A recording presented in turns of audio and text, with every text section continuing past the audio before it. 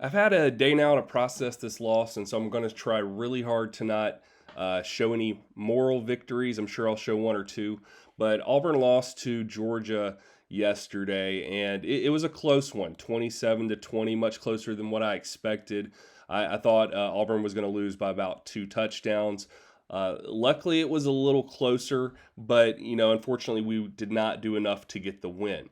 There was enough during that game that I honestly thought we should have won. We had the capability of winning. We had players in the right positions to make some big plays, and it just didn't happen ultimately. So I want to go through and tell you some of my initial impressions, kind of the day after my thoughts, and what I think it means going forward. So, like I said, there was a few things I was looking at going into this game. One of the biggest factors I wanted to see was our quarterback play, so our QB play. That's been a huge concern in the last few games. Peyton Thorne has looked shaken, especially on the road at Cal and on the road at Texas A&M. And this game was at home, but I was worried about how he would show up to a big game like this, a big rivalry game, because it seems like he's just easily stirred, he's easily shaken, he can't get settled, and that ultimately affected his passing game. The passing game yesterday was not great, but I think there's more to it than just Peyton Thorne. Peyton Thorne actually did a little better than what I expected. Don't get me wrong, there were moments in the game where I was wanting Robbie Ashford to go in. I don't know. I still don't know if Robbie Ashford is the answer or not, because we did see some improvement from Peyton Thorne. And I actually, this morning, I saw something that made me believe Peyton Thorne actually did better than what I even initially thought. So first, let's talk about some of the good parts of the game yesterday. I think what we saw more than anything is that our run game has officially been established. We ran the ball pretty well versus Georgia. If you look at the team stats for yesterday, our rushing yardage, we outrushed Georgia by quite a bit. I think we had almost double the amount of rushing yards. Auburn had 219 to Georgia's 107. So if we wanted to run the ball, we could run the ball, and we did run the ball. So that part of the game was impressive. I wasn't thrilled with who our leading rusher was. I mean, it's not a bad thing, but Peyton Thorne was our leading rusher. I was a little disappointed that Jarquez Hunter only had 59 yards on 19 carries, but he was able to move the ball some. An average of 3 yards per carry is not fantastic for Jarquez, but he had some really good runs here and there. I was also impressed with Brian Battie. I think if we had run him a little more, he was able to get on the edge, and he really could make a breakaway. So he made a few big plays to get first downs. He could just get around that edge, and he has just such a burst of speed that he adds something different to the game for Auburn. So he really is that change of pace back that Auburn needs. And so I think I would like to see him a little more in the game if we can figure out how to work him in. Robbie Ashford, I thought he had a chance for being not the leading rusher, but close to it. He had 33 yards on 4 carries, so nothing fantastic. But he really, to his credit, he just didn't see the field that much. He wasn't in the game that much. He did get 1 touchdown, which was great. He had 1 good drive that I think started in the red zone or close to it, that led to that touchdown. So he looked good when he was in the game. He just didn't get that much playing time. So we really haven't had a chance to see Robbie Ashford for a truly extended period of time. So right now it's still the Peyton Thorne show for the time being. The other good aspect of this game is our defense is the real deal. Yes, they gave up 27 points, but if you watched, they really held Georgia for most of the game. They kept Brock Bowers to almost nothing, almost no receiving yards for 3 quarters. Now, the wheels fell off in the fourth quarter. I think Brock Bowers had over 120 yards receiving in just the fourth quarter alone, so that's where things really ran away from us. But the fact that they were able to hold him for 3 quarters to basically nothing was very impressive. If we could have gotten a little bit more, it would have been great. But honestly, I think our offense came a little short, and that's why we ultimately lost the game. I mean, Brock Bowers, he's that kind of guy. He's going to play on Sunday. He's going to be incredible. And so the fact we were able to hold him for that long was impressive in its own right. Going to some of the areas of growth for us. I think we still have some room to improve at quarterback. That's going to be a week-to-week thing, and I think it's just going to continue to be a problem. But I think Peyton Thorne ultimately did better than what I expected. I wouldn't have told you that watching the game live, so if I'd done this immediately after the game, I probably wouldn't say the same thing. But I really do believe that he did better overall. And especially when I saw a video floating around Twitter, X, whatever it's called now, where they clipped the 9 incompletions from Peyton Thorne. So he was 10 of 19 yesterday, and they showed video where out of those 9 incompletions, 6 of them were catchable. 6 of them hit the receiver in the hands.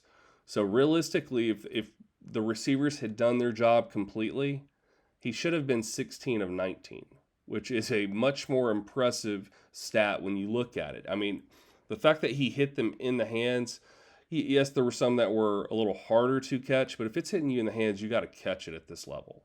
That's just bottom line. If our quarterback hits you in the hands with the ball, catch the ball. That's your job. Catch the ball. So the coaches have a lot of work to do in our receiving room because, like I said, if the quarterback is doing his job, he's getting the ball to you, you've got to catch it. You can't look up and try to run before you have the ball in your hands. You just have to get that ball secured. And that's something they're going to have to work on during this bye week. They've got 2 weeks before they play again. We don't play this upcoming Saturday. And so I'm hoping they're going to use this time to really work on some of the things that we've struggled with, especially the receiving game. I think that was probably my main complaint was the receiving game. When you look at the stats, we had 82 yards. I'm sorry, that's not the total. 88 yards passing. Let's swap over to the team stats. We had, 88 yards passing, and so that is not that impressive, especially when you compare it to 313 passing yards from Georgia. I think this is where, as a team, we're behind. Most teams have figured out the passing game. Alabama, Georgia, LSU, Ole Miss, all these teams have figured out the passing game, and they're putting up just insane numbers for passing. And Auburn is still behind. Auburn is way behind in this game. And so this is an area where over this season and the next couple of seasons, we've got to step up.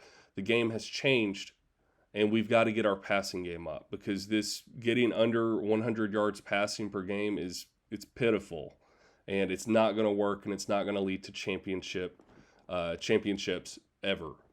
There's just no way to do it in this day and age. And so that is certainly an area for growth. Going back to the quarterback battle, I think I've given up on seeing Holden Gariner. I just don't think he's going to show up this season.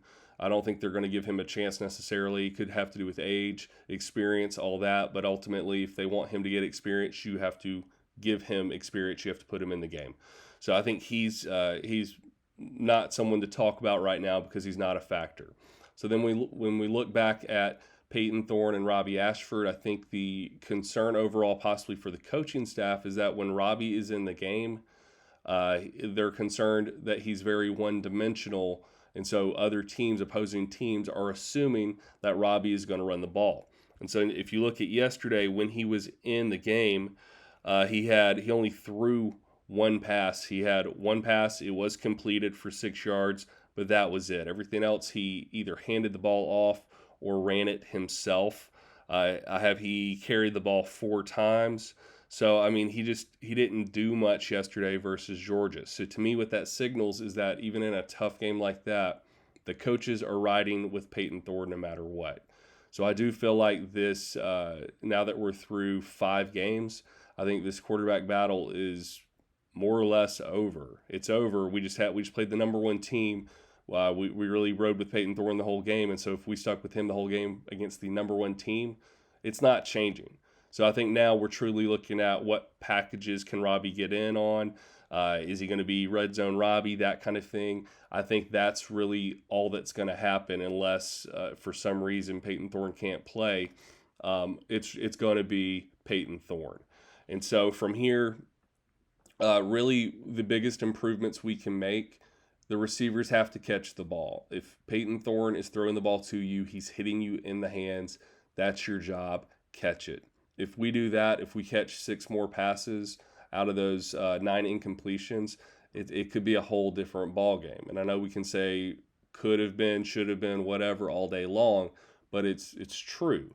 You have to look at where the mistakes are made, what you can improve on, get better at it, and then next time it could be a whole different story. We could be looking at an Auburn victory versus Georgia. It was in our reach.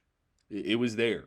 We had the capability, but we couldn't put some things together on offense, and then ultimately the whole mess with Brock Bowers just tearing us up in the fourth quarter was too much for us. My closing thoughts on this game. We had a lot of big name recruits at Auburn for this one. A ton. I saw a ton of big guys there, big recruits that we would love to have at Auburn who were invited. They had all kinds of celebrities at the game. I mean, you saw Suni Lee, Cam Newton, Frank Thomas, Charles Barkley, a whole bunch of people, and I think they made a big show of this game. And the fact that we kept it close, I think it's going to be enough for recruits to say, hey, maybe if I'm on campus, this could have been a victory. Maybe I can be the guy to play and help Auburn actually move forward and become a championship caliber team. It doesn't look like we're so far away. It doesn't look like this is impossible. It really looks like Auburn just needs a little bit more to get things going. Especially if I'm a quarterback recruit, I would be looking at this like, hey, there's a big opportunity for me if I go to Auburn. I can be the guy. I can get to the NFL from Auburn. And so I'm hoping that's what these recruits saw, and I think they did see it in this game. If it had been a blowout, we're looking at something completely different, but that's not what happened. They saw a fight the whole game. They saw a team that stayed in it the whole game. Ultimately, it just didn't go our way, but it was not an embarrassing loss. It was all losses are bad losses, but it was not a terrible loss. We didn't get embarrassed. And I think that's the important part with this game. Those are my thoughts on Auburn versus Georgia. I'd love to know your opinion in the comments below. Please leave a comment, like the video, subscribe to the channel, and I will see you in the next one.